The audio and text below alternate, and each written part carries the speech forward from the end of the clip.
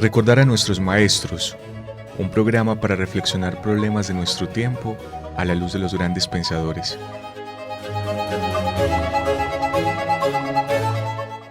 Dirección: Carlos Mario González, profesor de la Universidad Nacional de Colombia, sede Medellín.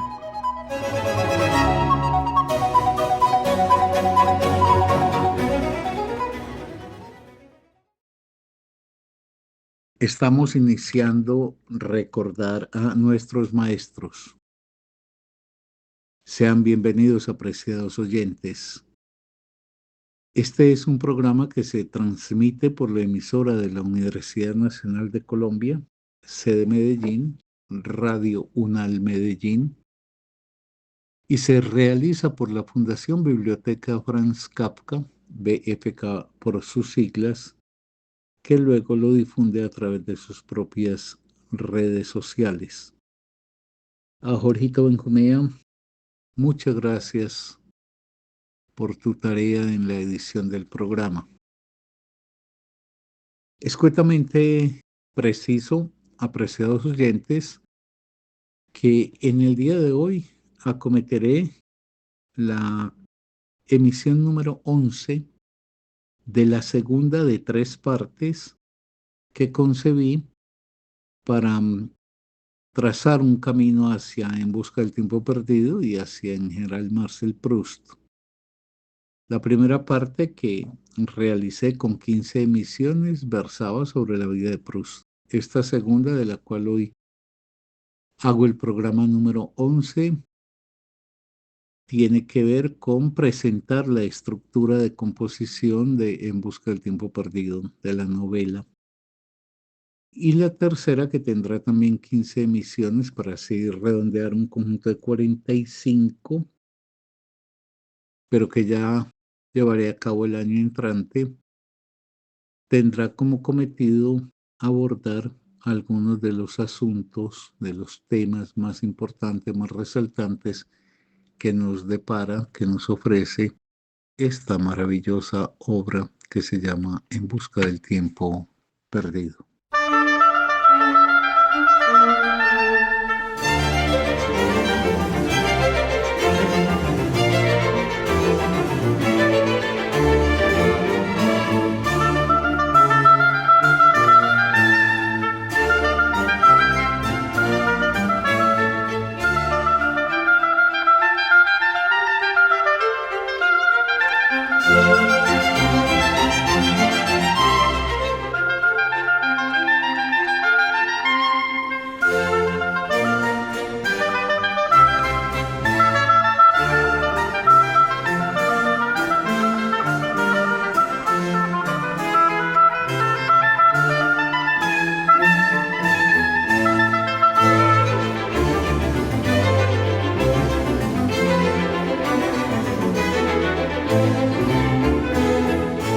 Indicaciones generales sobre En busca del tiempo perdido, programa número 11.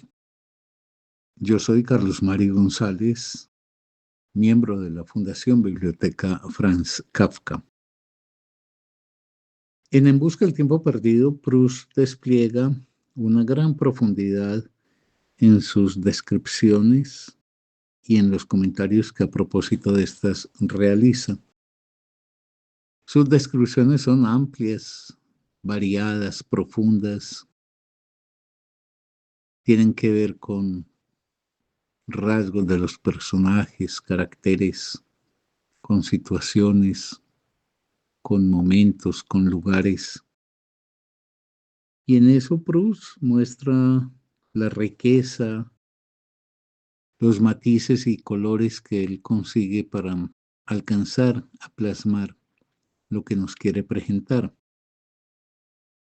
Pero eso lo va entreverando con comentarios, con reflexiones, con pensamientos, de tal manera que En busca del tiempo perdido, como toda gran novela, es la presentación de una serie de situaciones y de problemáticas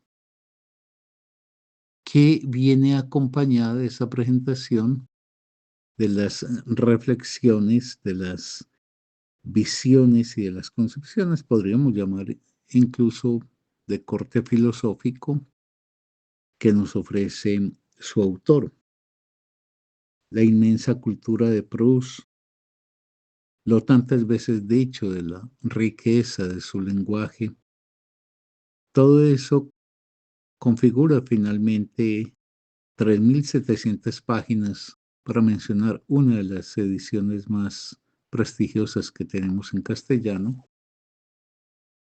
que son un verdadero tesoro, que son una gran riqueza que uno tiene, porque como tantas veces he dicho, uno no va a la literatura para que le cuenten una historia y uno distraerse con esa historia. Uno va a la gran literatura con el ánimo de pensar y de pensar todo aquello que puede concernirnos como seres humanos en nuestra existencia, tanto en las relaciones que sostenemos con los demás como en las relaciones que sostenemos con nosotros mismos. En ese sentido, se podría decir que en términos generales, En busca del tiempo perdido es una indagación de muchas cosas, pero una de ellas es el yo. El yo. Eso es lo que tanto nos preciamos y que en la cultura occidental llegó a ser considerado el centro de la vida del sujeto. Hay que recordar a Descartes cuando dice pienso, luego soy, que es una especie de enaltecimiento de la función racional del ser humano a partir de una posesión y una soberanía que detentaría el yo sobre no solamente la existencia del individuo, sino sobre sus relaciones con el mundo. Era una gran confianza la que plasmaban las palabras de Descartes, pero sobre todo una idea, y es que el individuo, y particularmente su identidad, estaba dado sobre ese soporte que era el yo, aproximando el yo a las funciones de la conciencia. Ahora, eso será lo que Proust interpelará y desnudará, no solamente en su fragilidad, sino en todas las incertidumbres que constituyen el yo. Esas distintas manifestaciones del yo que Proust nos va a mostrar, que no nos permite reconocernos como seres con una coherencia permanente, sino que el yo se da también en formas de fragilidad, en formas de incertidumbre. Y en todo caso, lo que nos va a presentar también Proust es la inconsistencia de nuestro yo. Es necesario insistir en esto porque, pues, es una de las, en mi opinión, más importantes tareas que acomete Proust. Es la de interrogarnos al nivel de eso que considerábamos fundamento de nuestra existencia como individuos y por tanto de nuestra compactación como sociedades, el yo y esa prevalecencia de la conciencia para entender el yo.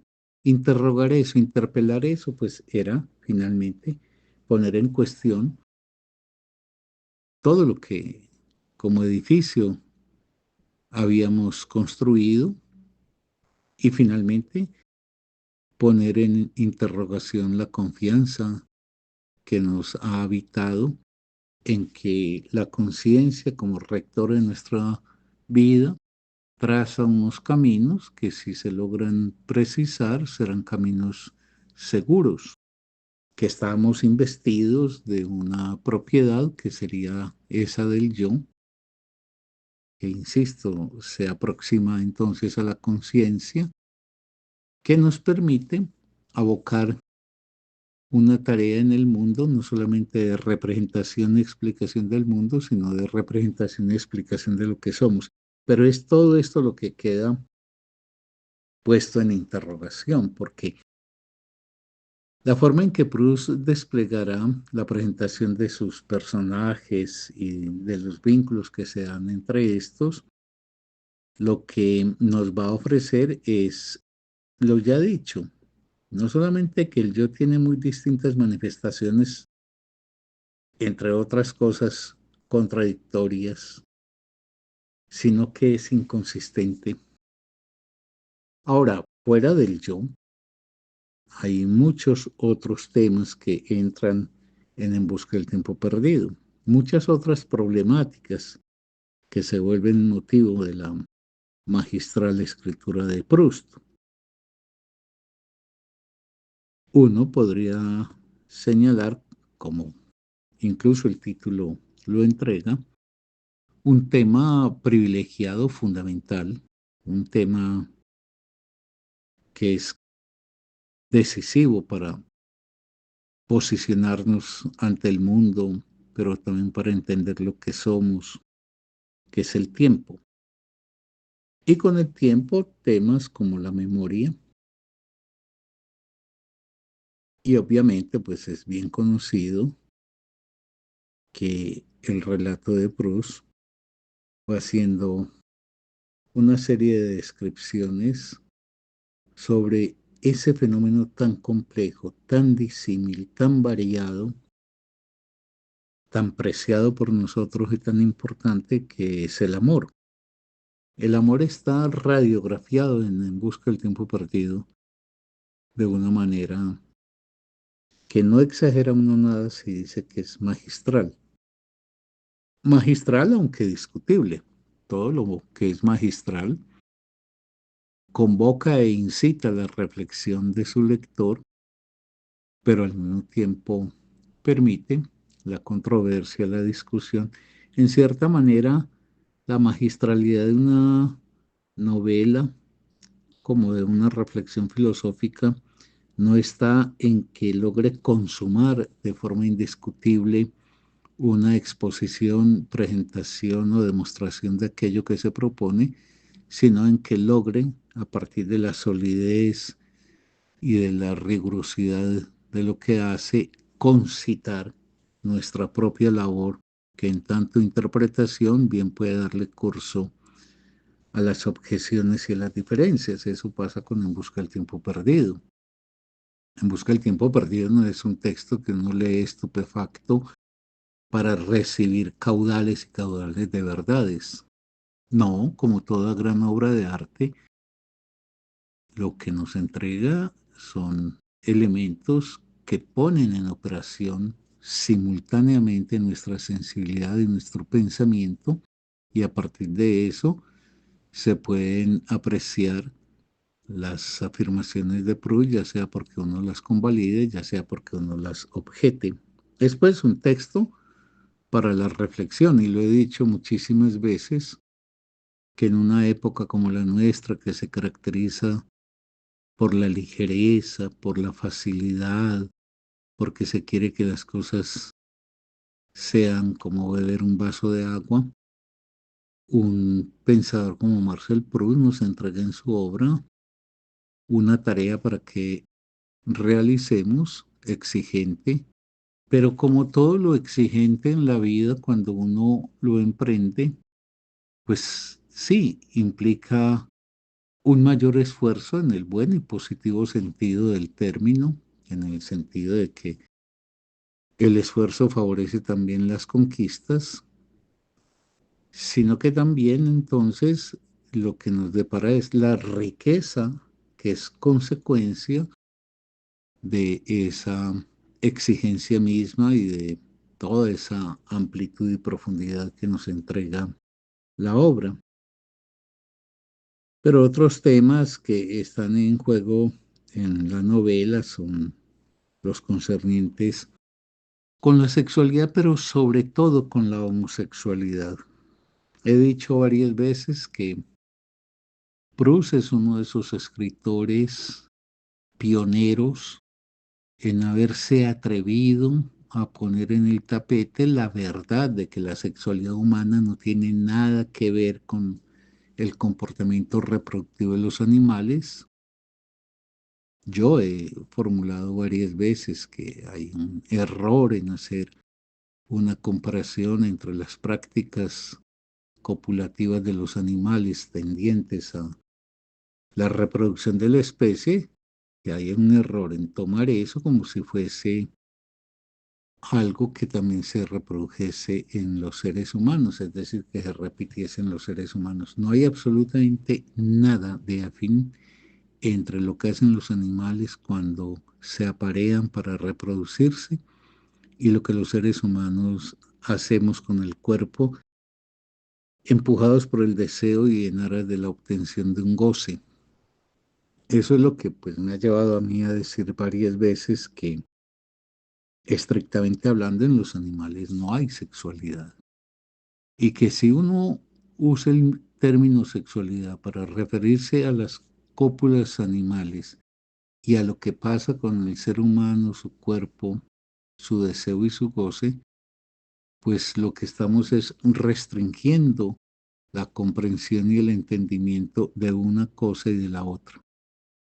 Son dos fenómenos completamente distintos y sobre una moral restrictiva y muy coactiva que ha pesado en la cultura occidental después de los griegos, que es la moral cristiana, sobre la carne, pues es bien conocido que se estableció que el patrón válido de la sexualidad era el heterosexual.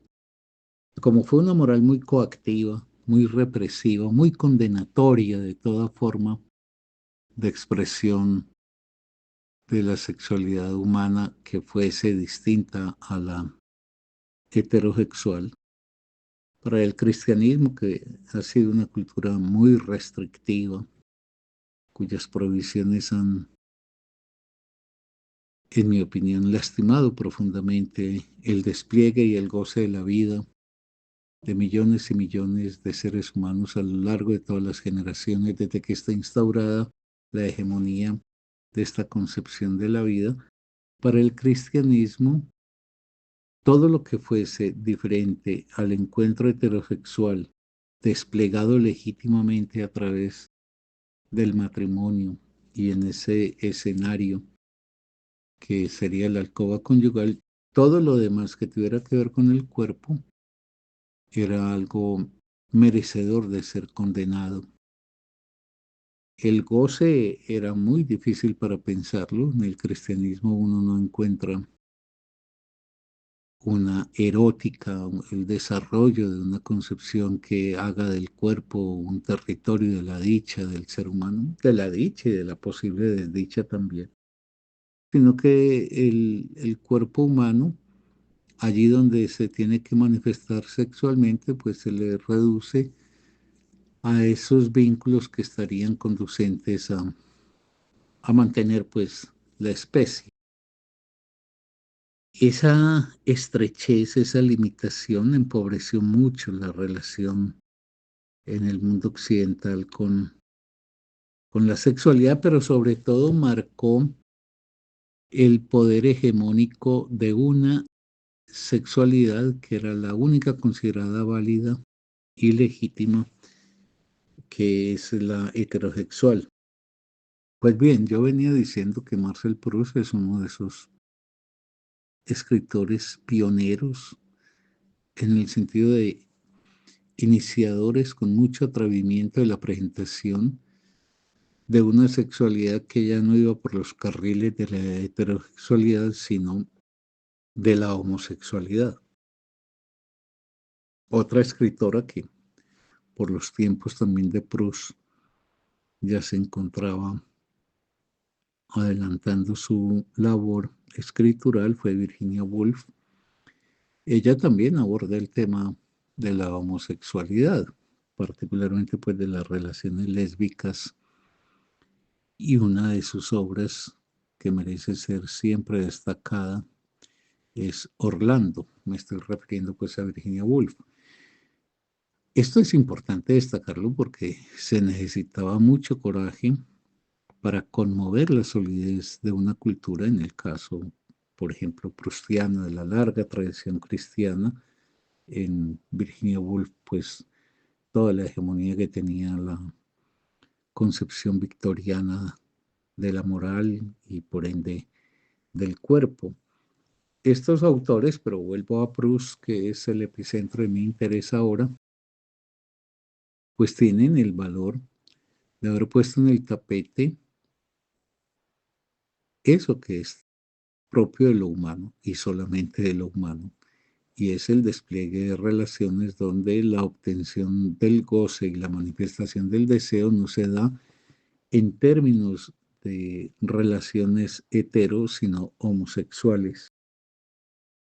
Por eso, En Busca del Tiempo Perdido, uno encontrará profundas y muy ricas reflexiones en torno a la homosexualidad, pero también a las dificultades que existen. Es decir, Proust nos va a ofrecer ese panorama en muchas ocasiones muy doloroso de la prohibición que al pesar sobre los individuos homosexuales, hombres o mujeres, pues hacían de la vida una experiencia de mucha amargura, una vida que tenía que vivirse siempre en el escondrijo, en forma taimada, sin el derecho a una expresión abierta, explícita de las vivencias y de las relaciones. Otro tema que aborda En Busca del Tiempo Perdido, obviamente, es el tiempo. Y con el tiempo, la memoria. Es clásico decir, ya que en Proust hay una presentación de la memoria como dividida entre lo que pudiéramos llamar la memoria voluntaria, pudiéramos no, lo que se llama la memoria voluntaria, y lo que Proust va a privilegiar, la memoria involuntaria. La memoria voluntaria es como cuando uno se sienta y empieza a recorrer el pasado de uno, intencionalmente va a su infancia, a su adolescencia y empieza a recuperar, gracias a la memoria, elementos de esa vida que uno ha realizado. Es entonces la memoria que viene hasta nosotros porque la convocamos consciente y voluntariamente. Pero el énfasis de Proust, y de ahí pues la famosísima escena de la Magdalena, que no voy a detenerme ahora en ella, tiene que ver es más bien con el poder de convocatoria del pasado que tiene el ser humano a partir de acontecimientos que se presentan en él y que le hacen desplegar una memoria que no fue conducida por la voluntad. Es cuando ciertas imágenes, olores, colores nos embargan en un momento dado de forma inexplicable. Hay algo que nos compenetra con ese hecho, con ese olor, por ejemplo, que alcanzamos a percibir un día que caminamos entre unos árboles. Y eso pareciera llevarnos muy lejos porque nos embarga con una vivencia de algo que viene de otro tiempo, pero que en general tendemos a deshacernos rápidamente de esa vivencia y a dejarla en el olvido pronto. Lo que va a mostrar Proust es que por ese camino de lo que llega hasta nosotros y nos asalta, se apodera de nosotros cuando no nos retiramos de ello, sino cuando lo recogemos, le damos cara. A partir de ahí se pueden encontrar conexiones que van haciendo emerger cada vez más elementos de ese pasado que nos van a permitir esos elementos en su coherencia y en su articulación conquistar una de las cosas fundamentales que se propone un libro que se llama En busca del tiempo perdido. Una de las cosas fundamentales que se propone es recuperar el tiempo perdido. Pero de eso hablaremos pues en otra oportunidad. Quería indicar que la memoria pues es un rasgo fundamental que está en juego en esta novela. Y claro, la memoria tiene que ver con el tiempo. Claro, tenemos memoria pues porque el tiempo ha pasado. Pero antes de decir unas cuantas palabras sobre el tiempo, que es uno de los temas fundamentales y privilegiados de En busca del tiempo perdido, también decir que en la novela está presente algo muy importante y que constituye las jerarquías sociales. La novela se despliega sobre mundos muy específicos. En esta novela los sectores populares existen por contraste, pero el relieve fundamental se lo llevan los sectores dominantes, particularmente la aristocracia y la burguesía emergente.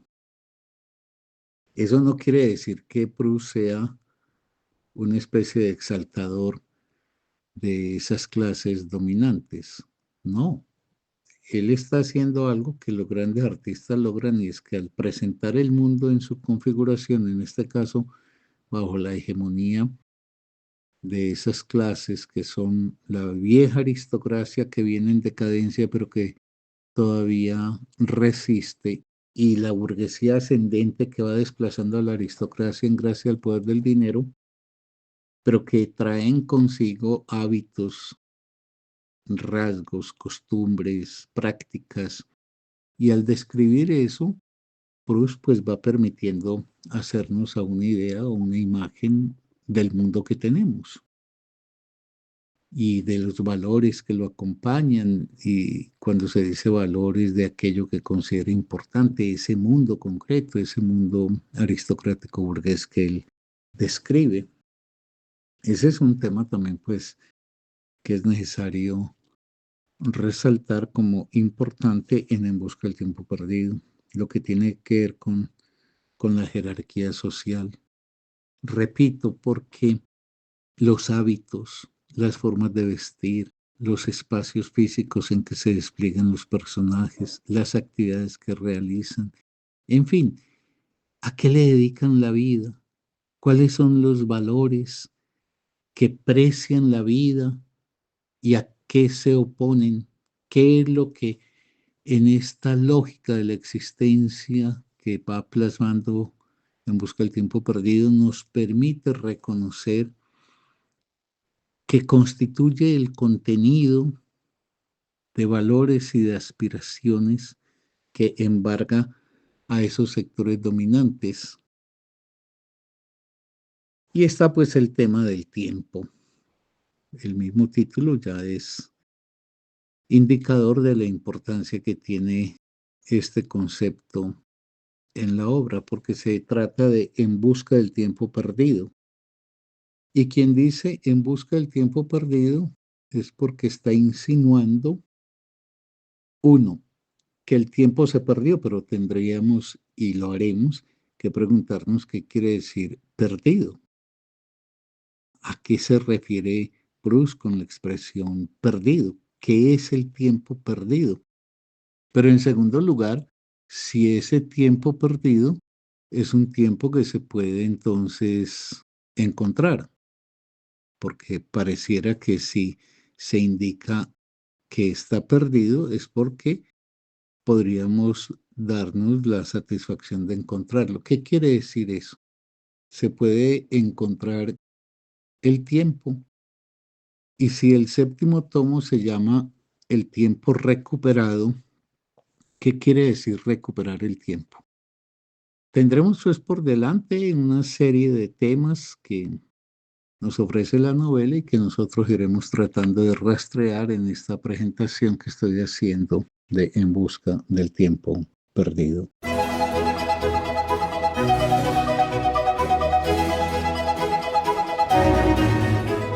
Recordar a nuestros maestros, un programa para reflexionar problemas de nuestro tiempo a la luz de los grandes pensadores.